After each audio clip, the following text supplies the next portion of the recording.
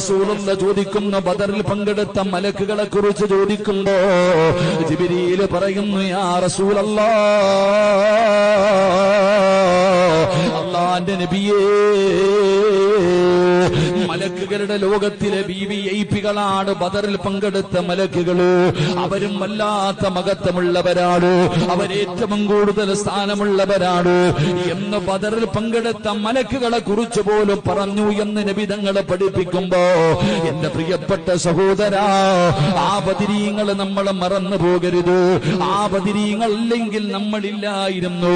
പടച്ചവനെ, അവരുടെ ഈമാൻ ബദറിന്റെ രണാങ്കണത്തിലേക്ക് ഒട്ടിയ വയറുമായി ഒടിഞ്ഞ വാളുമായി പടച്ചവനെ ഒരായുധവുമില്ലാതെ കടന്നുപോയവരാണ്. ആ ബദരീങ്ങൾ അല്ലാഹുവിന്റെ ദീനിനു വേണ്ടി സർവ്വതും മാറ്റിവെച്ചവരാണ്.